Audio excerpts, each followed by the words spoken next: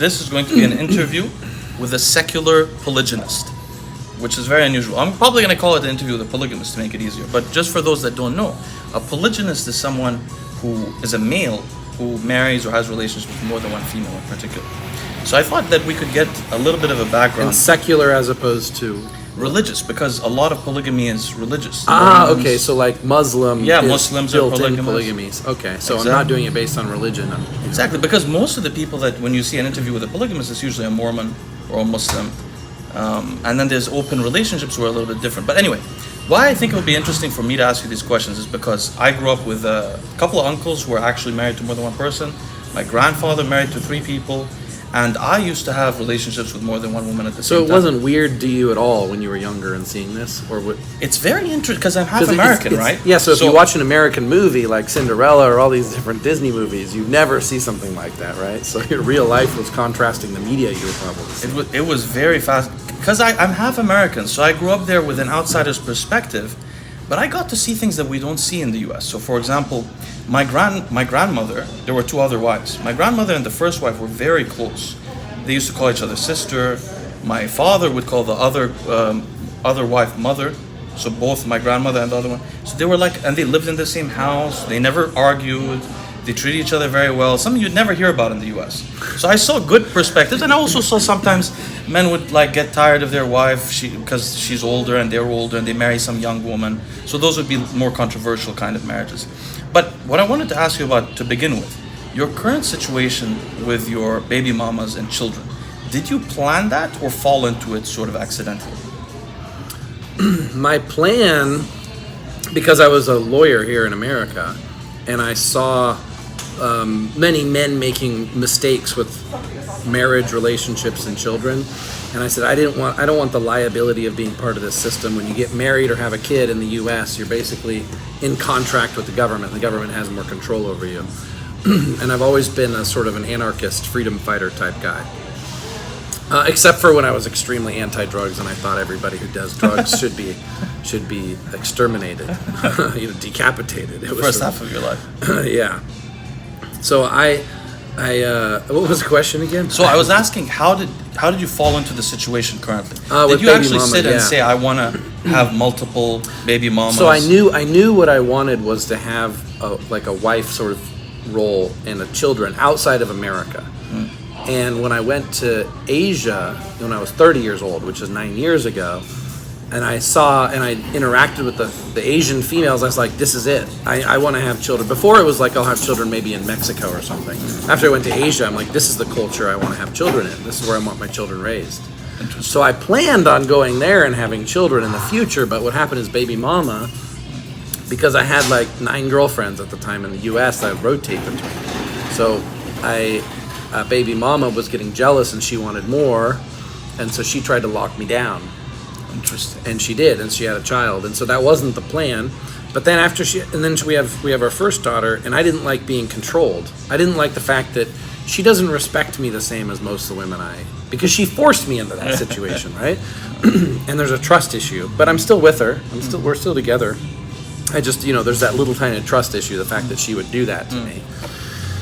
So now, you have a second baby mama. Yeah, so I had the second one because I thought I want to have a child that I control how it's raised. So like, okay, if baby mama number 1's not going to listen to me, then I'll have another one where the mom will listen to me. So I have a child that I decide how it's raised. Now later, baby mama 1 came around, and now she lets me call the shots. So now I have 2 daughters that I can control. I mean, control in a good way. Like I can decide influence the way they're raised, what their nutrition is, and what their stimulation is, and where they go to school. I want to make those decisions because obviously I can make those decisions better than these type of women that I'm with, which are very simple village type women. This is that's not what I expected at all. I thought you probably intentionally had children with 2 different women. Have you ever thought about? This is a side question. Have you ever thought about the value of having children with different kinds of women? Because it's an interesting outlook. So we imagine sometimes our children are a genetic footprint in the world. Yeah. But so now that's what it is. Yeah, when you have children with just one woman, your footprint is half mixed with some other person for the rest of your life. Unless that person is somebody you really want to be mixed with. If you have multiple different children with different kinds of people, then your DNA is sort of unhinged from that. Especially now, China's developing bioweapons that target certain genetics so they can eliminate entire ethnicities, right? So want to mix the genetics with other ethnicities so that if one line gets wiped out, there's a backup. So did you fall into relationships with, like, especially the second baby mama? Do you have relationships with them, or is it more like everyone knows the responsibility raising the children and we're sort of a family, but it's not an emotional relationship? Full-on emotional relationship, like full-on husband-wife together. Do you live with both of the baby mamas? No, I haven't seen them for a year and a half because I was in Thailand and I couldn't travel in and out. Both of them came to visit me at the beginning of my Thailand trip when the borders were open. So they both live in the Philippines? They were both in the Philippines for the last year, roughly. But the baby mama one lives in the United States. And she's back here now. She just flew back from the Philippines. Do they get jealous of each other? Baby mama 2 does not get jealous of baby mama number 1 because she came in with the full understanding that she's second in priority in every way. That was established like day 1, so you know. I said baby mama 2 day 1. So you know, I have baby mama number 1. I love her very much, but I don't trust her all the way. I want to have another child. Like it was a conscious decision. It was like planning with her, like, hey, I want to have another child. Do you want to do this with me? I'll take care of you the rest of your life if you raise, and have my child. This is a standard question actually polygamists will face, is that when you take on a second woman, you have to make a decision. Usually the first woman will want to be prioritized. She'll allow you to have the second with conditions.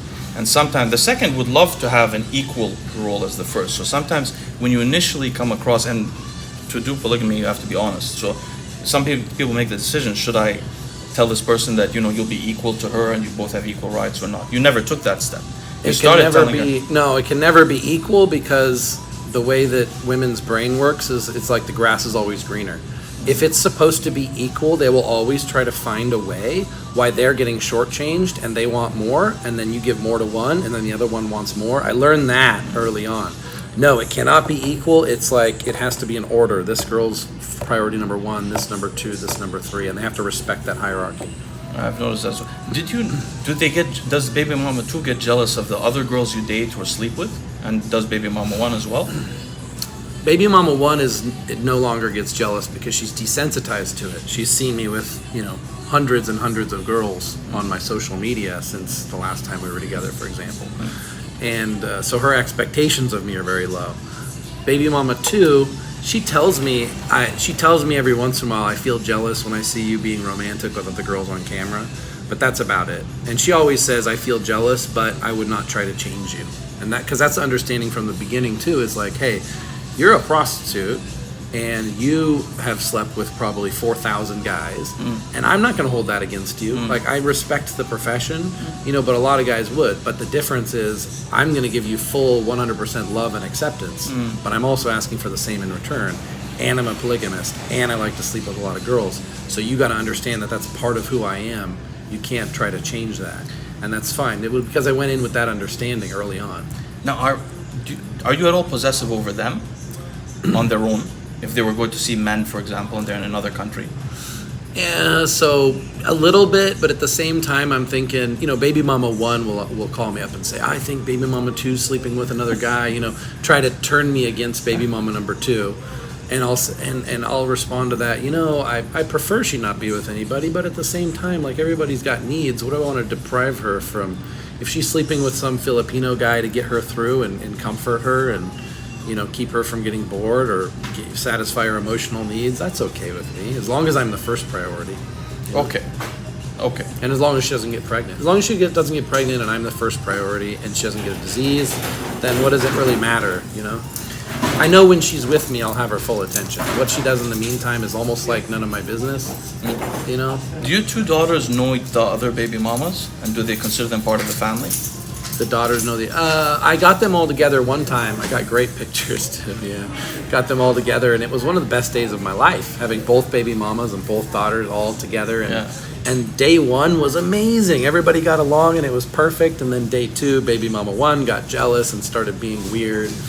So the reason you just started with talking about this, but the reason you didn't marry either of the 2 baby mamas is because of the legal requirements as an American. you would be required to potentially pay there's alimony later. Yeah, but there's just no benefit. Like, I don't see any benefit to being married at all for me. I mean, I don't need, like, there's some benefits to being married in America for taxes and sharing insurance and things like this. I don't need any of that. It's not so much the legal marriage, but they're like, for example, the Mormons will call their non-legal wives also, they'll call them wives.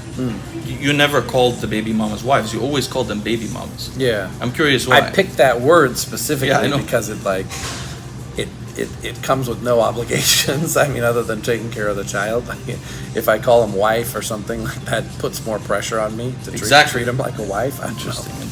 You mentioned also that when you noticed that you wanted to live in Asia, or that you wanted your kids to grow up in Asia or with that culture.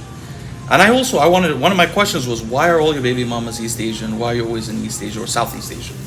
What is it about that culture that attracted you? Does it have something to do with their conception of femininity and masculinity and masculine and feminine roles? And if so, those same conceptions exist in other parts of the world. So is it also you're attracted to the features maybe? Yeah, so it's the features, right? To me, the Asian look is very feminine. Right? I think Asian men look feminine. I think Asian women look feminine.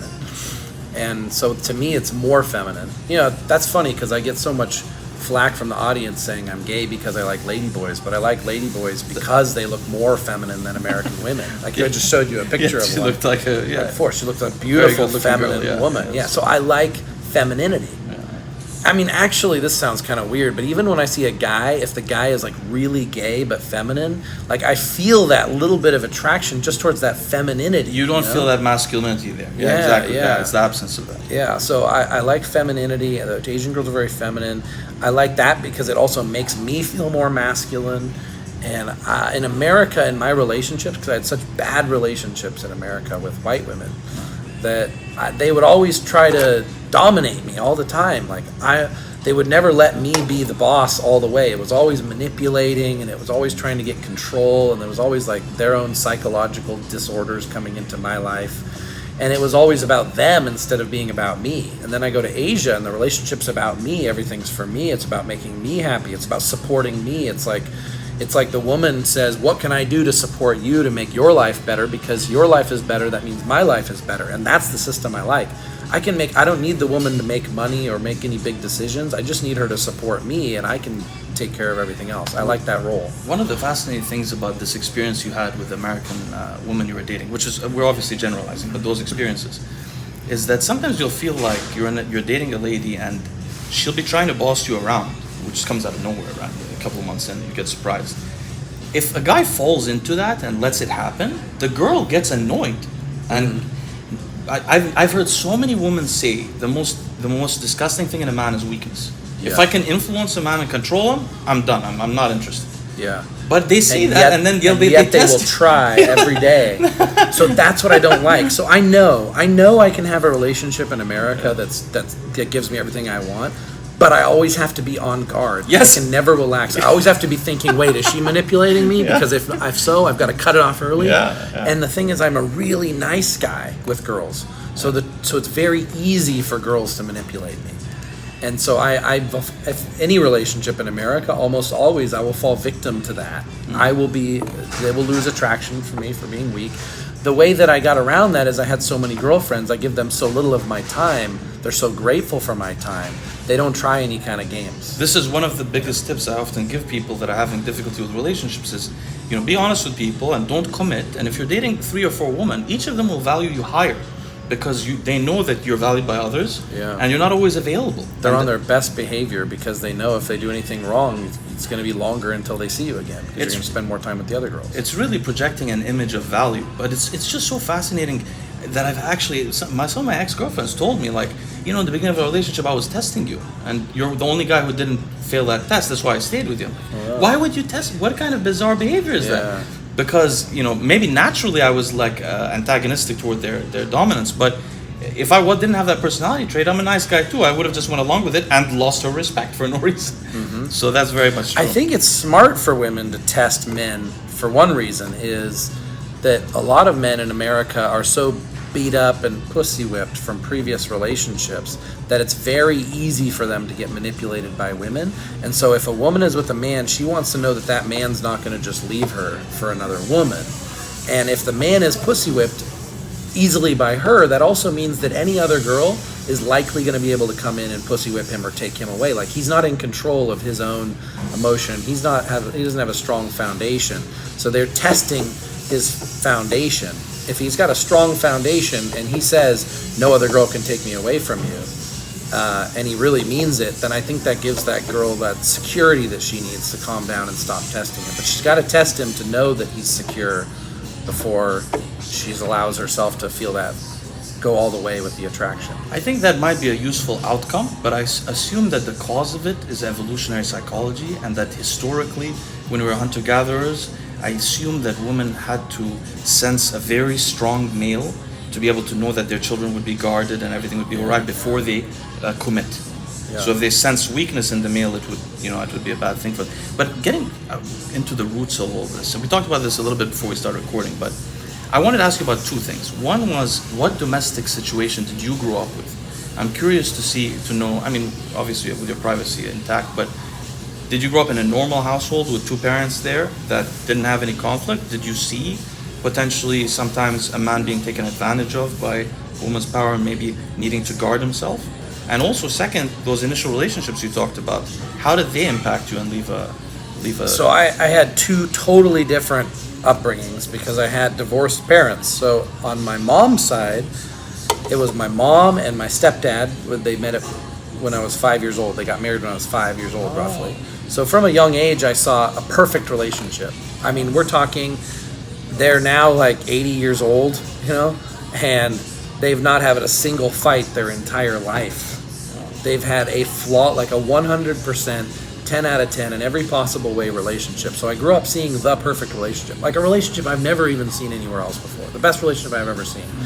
On the other side, then you had my dad, who had 2 divorces, who had a whole bunch of girlfriends, and juggling and all this, and yeah. So I think I got the polygamy side, like thinking that it's okay or it's normal or cool or being comfortable with it from my dad's side, which is to the great disappointment of my mom's side. Right? They want me to be married in a normal situation. They want me to just be with baby mama. They don't want me to be with other girls and have children in other countries.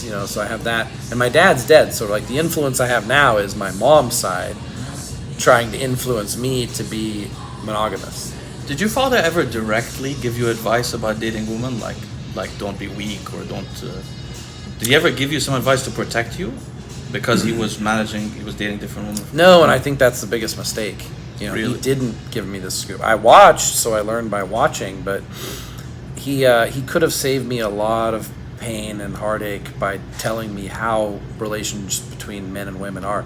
On the other hand, he would always be listening to self-help tapes, and he would have them on hand, so I would listen to. So I listened to Men Are From Mars, Women Are From Venus, probably when I was first, 10 years old or younger. Really?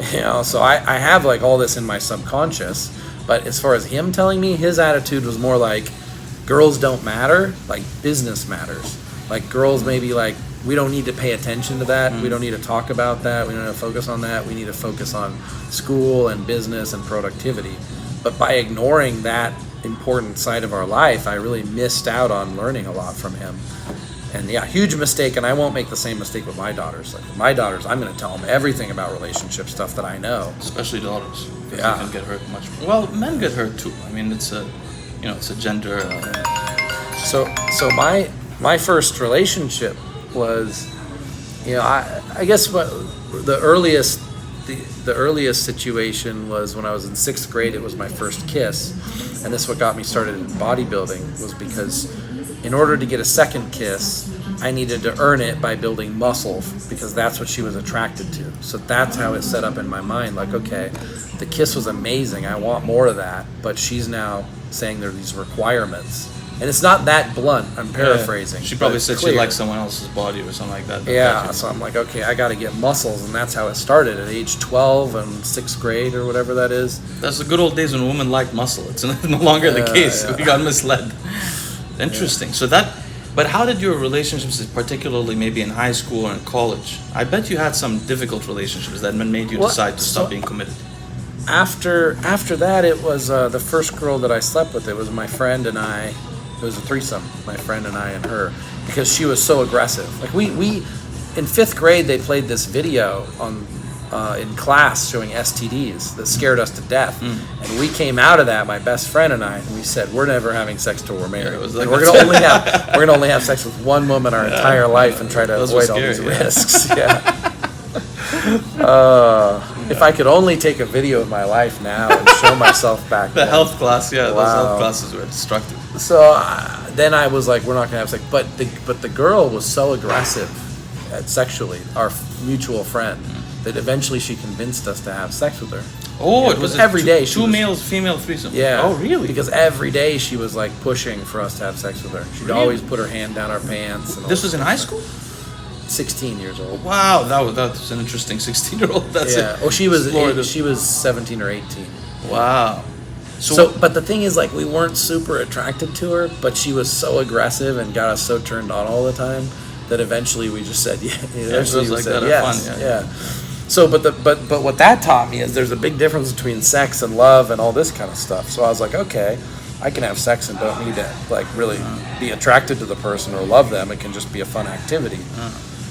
Then my next girlfriend was extremely manipulative, like one I was really interested in, and it was always like the sex was like a carrot dangling in order to manipulate me. Interesting. You know, so I didn't like that. That was really unhealthy relationship.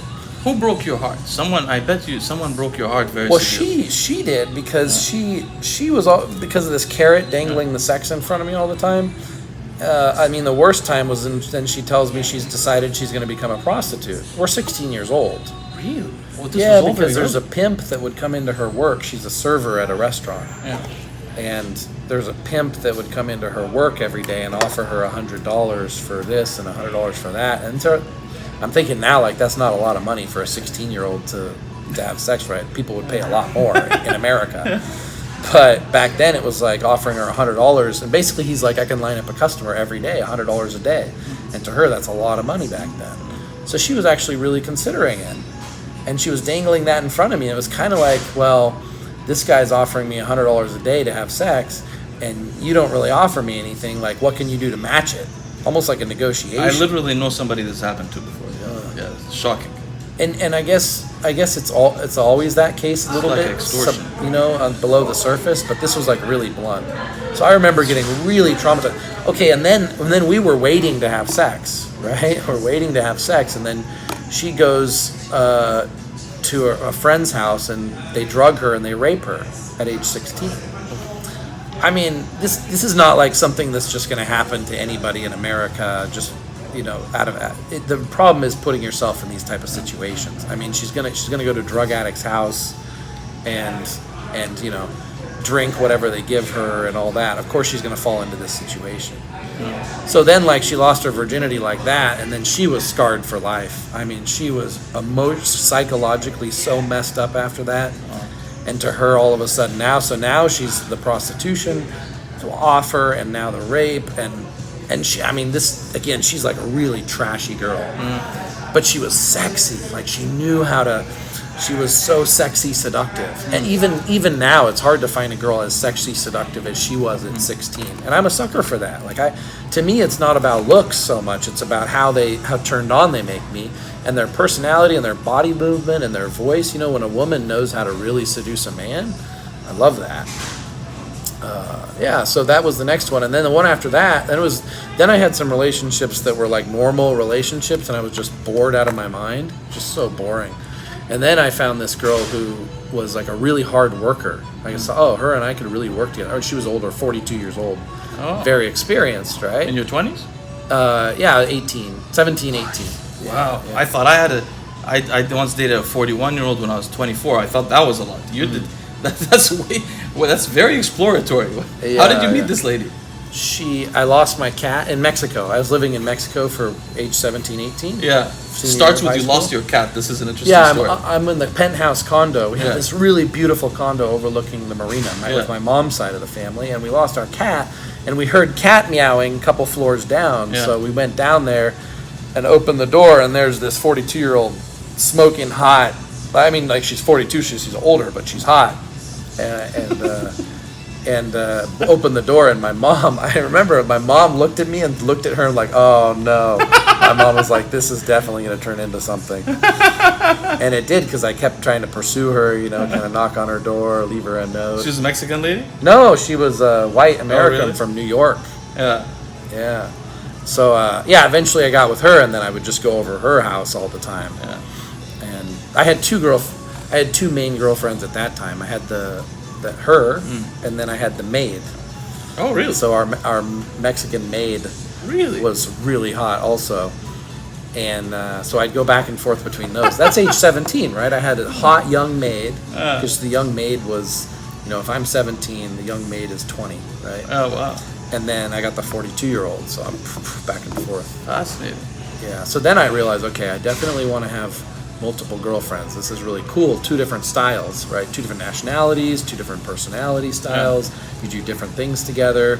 Like, one was really romantic, like the Mexican's really romantic, the white girl's not romantic. Also, this is an interesting point you bring up. So sometimes when you're dating multiple women, it's an interesting concept. It's like you can be dating one person, you relate to her in a certain way, and you appreciate certain qualities about her, but they're not quite enough for you to express yourself fully with one person. So then, and you can't necessarily find somebody you can express yourself fully with in one person. So when you have maybe two different people, you have 2 different kinds of relationships, and it allows you to be yourself more fully. Yeah, I'm upstairs right now. I have a girlfriend that I've been with for 12 years. She's never on camera. Nobody knows who she is because she's very private, right? But she's ultra conservative, extremely conservative. I think I'm the only second guy in her entire life she's slept with, and she's 39 years old. Wow. 39, 40. Yeah, Asian, small. And with her, I have to be the conservative. I mean, I'm not lying to her, and she can look at anything she wants to. There are different versions of yourself. But I got to be that version. Yeah. And then, like, on the other extreme, then you had Baby Mama 2, which I could be really wild with, and we'd go out and have threesomes with all her hooker friends and all this kind of stuff, no problem. And then she had a child, and she became super conservative too, so I lost that. Oh, really? So, like, yeah, I need a party girl. I haven't had a party girl in a while, so I can express that side of me too. So you're going back to this. So you're dating those 2 ladies in Mexico at the time, but the relationship you're talking about here aren't very, like, they don't sound very deeply emotional or intellectual bonds. They're mostly sexual, right? The 42-year-old, when I moved back from Mexico to Sacramento to go to college and reconnect more with my dad and get into the family business, real estate, and she then moved back up with me. Oh. And then her and I started, she got her loan officer license, her real estate license. She became a loan officer, worked as a bartender first to make money to be able to invest into real estate. So her and I started buying real estate when I was 19 years old.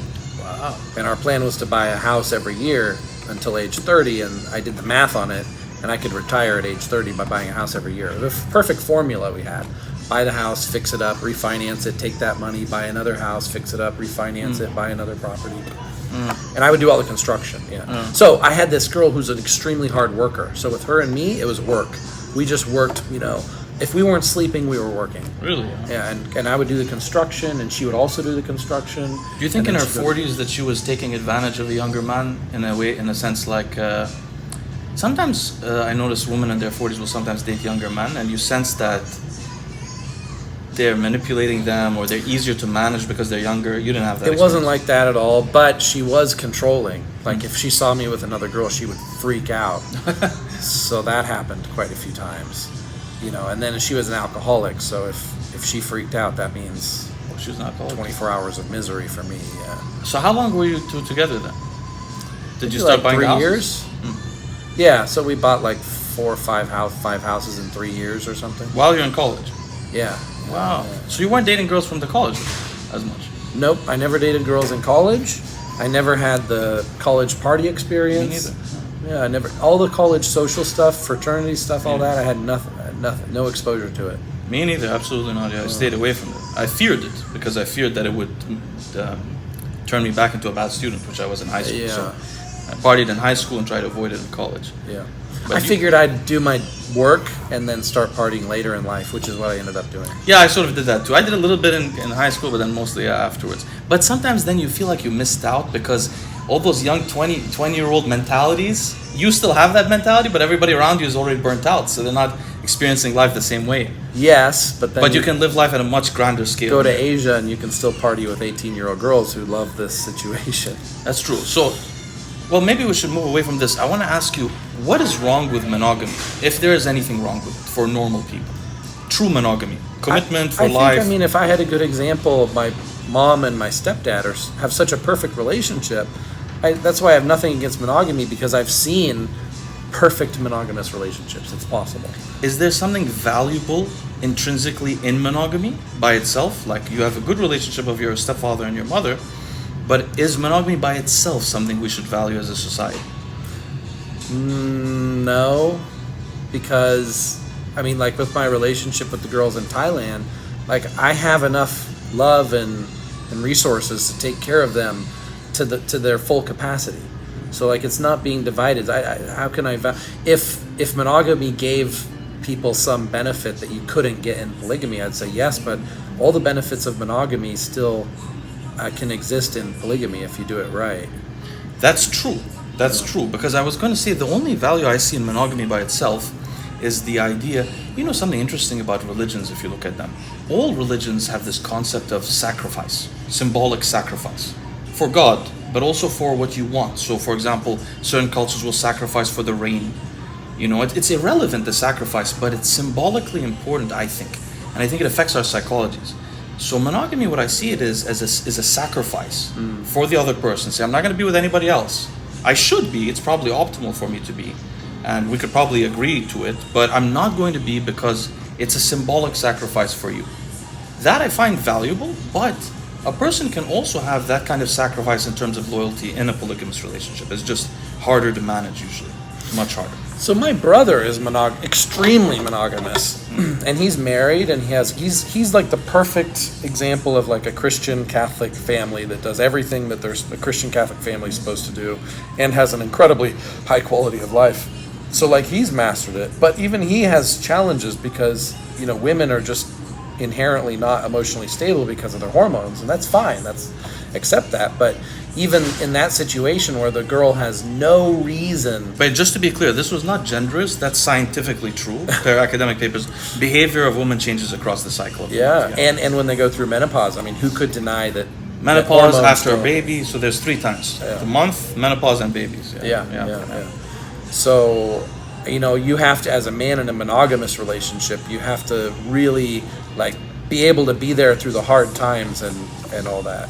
So it's not just because you're monogamous doesn't mean you don't have to deal with just as much drama as if you're dealing with multiple women. Although with multiple women it can get worse because you could have multiple women at the same time or more often, less emotionally stable. But what I found is with this polygamous relationship, now that I have these 2 girls that are living together with me, but now I'm gone, so they're together, is now no longer do they have to vent to me. They can talk to each other about all their emotional stuff, and they just talk My grandmother for and hours wife were like that. Get out of their system. They would sit, they would accompany each other, and that's true. I've seen that happen. It's really true. Yeah. Is there anything inherently advantageous about polygamy, and what is it if it is? We've talked about a few things through this discussion. One is giving the man. Remember, we talked about when you date more than one woman, you sort of initially have you propose to the woman that you have value because other people are interested in you. You also have less time. So sometimes it sets you up strategically. If you're a man who can be a pushover naturally, it sets you up to be a bit stronger. There's some advantages there. There are also advantages we talked about from procreating from multiple women in terms of your genetics. You can also have much more children. Which I did mean to say that is what that wasn't how I thought so much before, but it is now. Yeah, I long thought about that. I long had a dream, to be honest, it's maybe too private to discuss, but for a long time I had a dream of having 4 or more different mothers of my children, so that I could have children that are part black, children that are part white, different kinds, and so that my Genghis Khan has 2% of the world's population descend from him. I thought maybe I can have a lot of kids and that'll be my legacy, because it's Leo in longevity, because I'm scared of death. I don't want to die, but if you leave enough children, you don't really ever die. Right. So I was thinking how much fun it would be to have a child with a black chick that's an extreme athlete. Well, that's what my plan was. My plan was to go to Africa and find 6'3", 4", one of those like really athletic people, and they're in poverty, and you can marry them through a tribal situation and can really help her life out a lot. The other thing I was thinking is maybe have children in more countries. That way, as they become more successful in their own country, and then I have a place when I'm older, like I can go to Philippines and visit my family there, and I can go to Mexico and visit my family there, and all the different places that I love, I already have a family that I've built and resources. There's a book by Niall Ferguson. It's the best history of the Rothschild family. It's a 3-volume book. The first volume is very interesting, where you learn about the original Rothschild, I forgot his name, but the guy he literally sent his 4 sons to different states in Europe. They were a banking family in Germany at the time. He sent one to Austria, one to England, one to France, and one state, I think, in Germany. They all became aristocrats in their own countries, even though they were Jews. They were the first aristocrat Jews in England, and probably some of the first in France as well. The bank is still open. It's a fascinating family. They literally set up departments and sent the people different places, and each of them stayed loyal to the family, developed their own families. They also only practice endogamy. They only marry from within the family for like 200 years. I love that you bring the history up of things like this, because if I say this stuff to just average Joe, they say, oh, this is terrible, this goes against my beliefs and my values. And yet, if you look at the most successful people in the world through history, like what they did, a lot of what we're discovering that's kind of outside the box thinking is actually inside the box thinking for the super successful, or the people who live outside the matrix, or the people who have freedom and live outside of the system, or above the system. Like, for example, in this case, there's nothing necessarily immoral about what the original founder Rothschild did. Is he didn't send them out saying, work for me and send me money. That family really took care of each other. They're a very close-knit family. They take very good care of each other. The brothers in the different states always communicate. They have reunions. It's a beautiful thing. But they have a purpose, and they have a purpose that's family-wide as opposed to individual. Which is really fascinating. So I wanted to mention, though, there are other advantages, but I wanted to mention something interesting. A lot of people think that that Islam or the Prophet Muhammad introduced this 4-wife polygamy situation. In reality, Muhammad actually restricted marriage. Many people don't know that in pre-Islamic Arabia, pagan Arabia, Arabs had a unique marriage method of getting married or domestic life, which seems to mimic what evolutionary psychologists now think is our original domestic situation when we were hunter-gatherers, which is that men and women would procreate with more than one person, men and women. But what we have actually in the Arabic literature, I guess the most recent account of this ever happening in a society. And what we used to have was men in Mecca, for example, before the Prophet Muhammad by 50 years, men would marry up to 5, 10 women, and they would have children from them. But those women would also be married to other men. So the woman would marry up to 10 men, and when they get pregnant, so who would impregnate them? They're having sex with all of the 10 men. So the guy with the most potent sperm impregnates her, which is probably evolutionary useful in some way, because you have competition, so you're getting the best sperm, right? And then the second thing is, the woman would then decide who the father is, because she couldn't know. So she would choose the most established man. So the best genes would go to the most established man in the society. She would give the richest guy or the most powerful tribal of all the husbands, she would say it's his son. So over time, this could make a society very efficient, I think.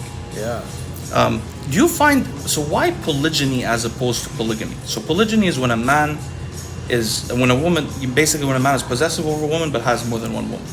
I know you're not quite like that. You said you're not possessive over them. Yeah, I'm not possessive. Like even if, and I would even bring, like one of my last girlfriends, I use this as an example, but there could be a lot more examples. But my last girlfriend, I was doing tons of threesomes with her and other girls, but I was like, what do you want? Like, you're doing all this for me. And oftentimes the Asian girls, they won't say what they want. You have to really ask them, because they're afraid. They don't want to get rejected, and they do live for the man. So it's like, what I want is not important. What you want is what we do. So I'm like, no, come on. What do you want? Anything. You've done everything for me. And she's like, I want to sleep with your friend Ken. and we have an open enough relationship we can talk like this. Like I have the Relationship Starts Tomorrow YouTube channel where I videotape our conversations, like with me and this girl. And I said, okay, great, I'll have Ken come over. She's like, really? Wow, that's amazing. She's so happy. It's like, she's thinking also, I know in her mind, she's thinking, wow, I've got like the perfect boyfriend, and he's willing to like go out and get. Now here's my comment. Yeah, I know what you're saying, but here's my comment. So I have, maybe this is a little sexist, but I originally didn't think so. But in my experiences dating multiple women, mainly seeing my friends, my friends had some were in open relationships or swingers, stuff like that. What I noticed is a lot of them, the man would be still in the same mind frame. Like if they were swingers, the man would be dedicated to the woman, but he's okay with sleeping with other women. The woman, when she would start sleeping with other men, would often start to have emotional loyalty issues. Much more frequently than the guy would. I've noticed that a lot. So that is the risk. Do you think there are many women that could be in a trusting, committed relationship with 3 or 4 men that she...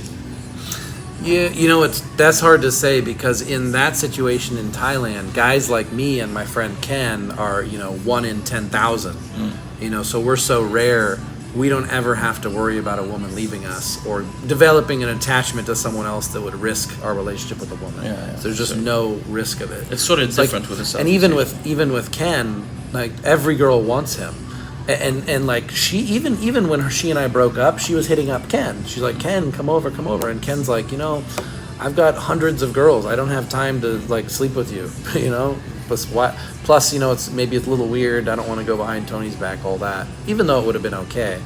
But yeah, so in that situation, there's just no risk of that at all.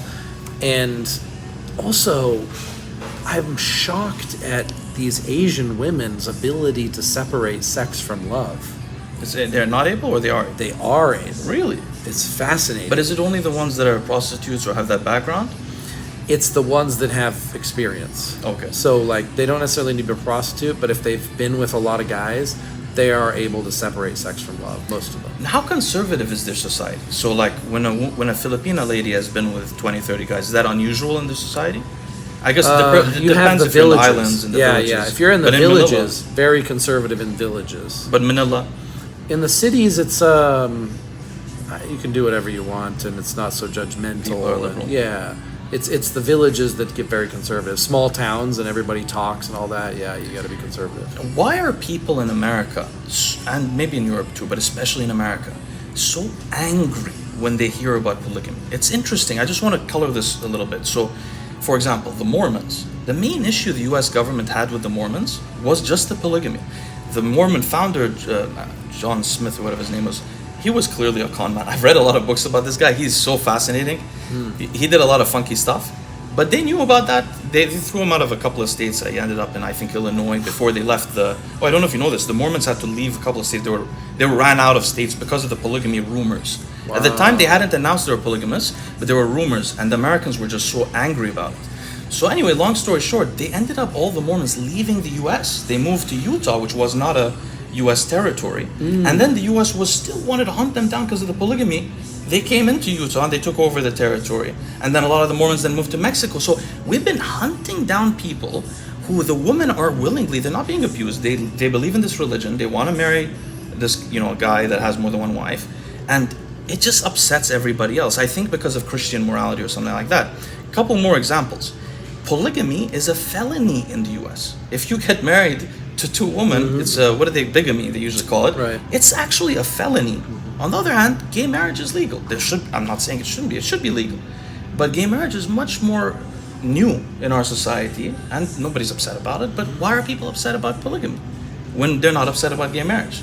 That's another example. And another one is, like, for example, cheating, which is, if you think about a man who's honestly married to 2 women and being truthful with them, a man who cheats on his wife, it's more immoral than that. But cheating is not a felony. You would think almost that cheating should then be a felony. And also swinging is relatively culturally accepted, but not marrying 2 women or being committed to 2. What do you think it is that upsets people about this? Well, at first I would have said, yeah, it's the Catholic or Christian religion, but you're right. There's all these other things are against the Catholic Christian religion, and those aren't as hated as polygamy. I think women control things in America as far as on the cultural, emotional level and everything. And right now it's swung towards the feminist side. And women feel very at risk and very vulnerable in this situation because they want the power, and so like they feel like they lose power and they lose value if they're in a relationship with one man. Kind of to them it's like oh, that means if a man has 2 wives, that means each wife is only worth half as much as the man. Exactly. That's how they feel. Exactly. And I think that's really the main thing. I really think it comes mostly from women. It comes from jealous men too, because I mean, it's amazing to me. This is just one example, but I get so many messages from guys saying, "Oh, your girls are so ugly and fat and all this kind of stuff." And they're not for you. You never have a fat. Sometimes I go look at their profile and I see their wife, and their wife is disgusting. I'm like, you've got to be kidding me! You're delusional. Please, let's get both of our girls in the same room. And first of all, I've got 10 girlfriends, and you're saying that one of them is fat. Well, she's not even as fat as your girlfriend, and she treats me good, and this, and you can tell by the pictures that this guy's in a miserable relationship that he should be focusing on instead of criticizing my relationship. This happened to Boston Lloyd apparently recently, or a few months ago, or a year ago. And what he did was he checked out the guy's wife, and apparently the guy's wife was hideous. Yeah. And the guy was making fun of Ariella's looks just for no reason. Yeah. So he posted a picture of the 2 wives together, and it was so you blowing someone else's candles out to make yours shine brighter is like a really negative thing. Putting other people down makes you feel better, and that's kind of the American culture. It's not like that in other places in the world, but they take it to the next level. Like, they're going to put down someone else's girlfriend to make them feel better about their girlfriend.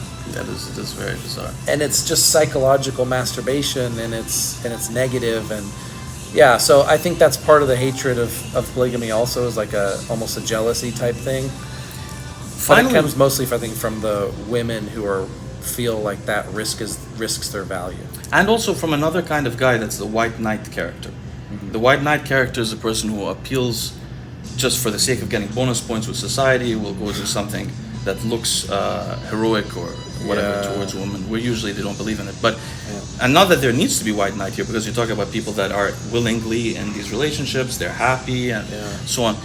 What I wanted to ask finally is, what do you expect to happen to monogamy in the next 30 or 40 years? We're experiencing cultural shifts. I think it's going to, I'm even being back here in America after a year and a half, I'm starting to see more of my friends are becoming swingers, and more of my friends are becoming open-minded and more open relationships. And so actually I think the way that you and I think is basically 20 years ahead of the rest of Americans.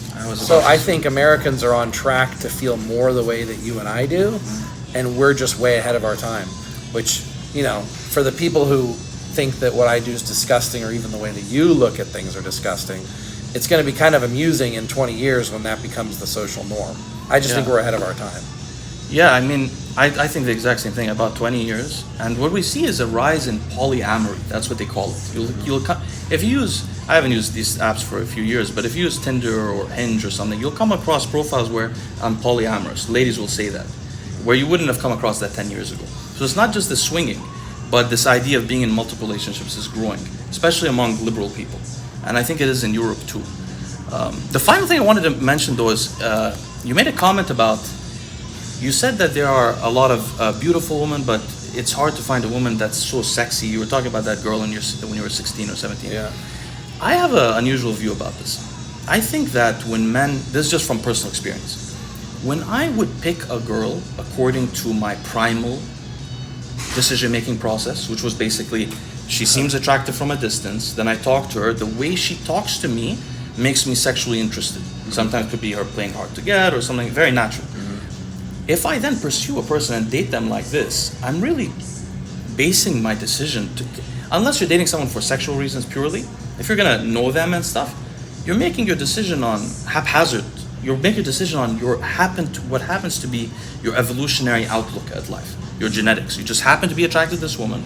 You can't even really explain why, and you just go and be with her. So when I followed that for years, I ended up with people that sometimes would be not as interesting to me intellectually. I get bored a few months in, or they would be maybe not moral, things like that. At some point, I started to decide what I should do is, and this is when I was using apps especially. Apps are very useful in the US. Is I would say match with I'd have like 6,000, 5,000 matches on Tinder, because you can use the boost button and you don't have to swipe by them, so they just show up to you like in LA. So when I closed my Tinder, I had like 6,000 unopened matches. So I would have thousands, so it would be volume. Then I would go through the ones that I find okay, attractive, and then from those I would read their profiles, or I would talk to them a little bit. And so I would just say there's just a baseline of attractiveness, and that's all I want. I'm not gonna optimize according to the most attractive. I'm gonna get that baseline, and then I'll try to figure out objectively on paper, why is this person interesting? You know, and when I did that, I started to date women with more value and substance and things like that. I think one of the errors that a lot of men make is jumping the gun and letting their primal desires override their conscious thinking. Yeah, and what that leads to is just serial dating, where you just like, you date a girl because you're attracted to her, you sleep with her, and then afterwards you're like, she's not that interesting. So you go find another girl that you're attracted to, and you sleep with her, and you're like, oh, she's not that interesting, and just go through so many girls. Eventually they find one that they... Let me give you an example of a client I have right now who's going through something difficult. In his case, he did the same thing, chose a girl that was attractive to him. But she, from the beginning, I think a lot of guys will be attracted to a girl, like I mentioned earlier, that plays hard to get initially. And women too, because something that's hard to get is more valuable. Yeah. But a lot of the time, a woman that's playing hard to get to a guy, it's because she's not that interested in him. Mm-hmm. And so a guy might like that, latch on, date her, but from the beginning she doesn't have much value for him. Mm-hmm. And so, for example, he picked this girl according to her attraction, and she spent the next like 6-7 years putting him down, cheating on him, you know, just treating him like a doormat, and then leaving him. And so now, like he's broken up, and I'm trying to help him through the, you know, the depression he has and stuff like that. And one of the things I'm pointing out is you can't let yourself, you like it when women treat you badly. Mm-hmm. That's why you stay. You have to recognize that, and don't just pick the woman that makes you feel that thing that you like. Pick a woman on paper. Yeah, I learned that, so I choose to go only with women that are really interested in me, that really value me, that respect me. So that's what I find attractive. So I push it to the extreme. I say that I like them to worship me. I like them to worship my muscles. But it all ties into that fact that in my experience, my relationship, the quality of my relationship is directly related to how much attraction the woman has for me and how much respect she has for me. All the other stuff is secondary. Those are the top 2 criteria as far as how good the relationship's going to be. Fascinating. Yeah, so it's the opposite. I mean, I had this friend, Brett, who used to date hot women, and he would, as soon as they liked him, he'd lose interest. Yeah, there's a lot. Because he wanted to chase them, and he wanted it to be difficult, and he wanted them to like abuse him, basically. And then as soon as they started to be like, I love you, I want to be with you, let's be together, he'd be like, I'm not interested anymore. You know why? When a girl says she wants to be with you after all of that, if you don't value yourself and have self-esteem, the fact that she just said she likes you that much makes you think, she doesn't really know me. She can't really know me, otherwise she wouldn't like me like this. This is not real. That's the feeling they experience. I've experienced this before, so I know what it feels like. And it's interesting though how having low self-esteem can cause you to go either way. Be attracted to someone mistreating you, or in your case, for example, I think that's where you got the worship thing from as well. That must be where it's sourced originally, right? Mm-hmm. Yeah, you took the healthy approach. You know, when we talked about my earlier relationships, girls holding sex over my head, like that's a very traumatic thing. After that, it's almost like you experience abundance versus, what's the opposite of abundance? Scarcity. Scarcity, yeah. So you experience scarcity, and I'm like a hamster that's starving, and now I want to just stuff my cheeks full of food, and I want to make sure I always have enough food. You know, I don't ever want to be in that situation again where women hold vagina over me with scarcity. This was a very fascinating interview. I didn't expect it to go. I learned a lot about your style of polygamy. I hope people also find it interesting. It's probably the most detailed discussion you've done on it.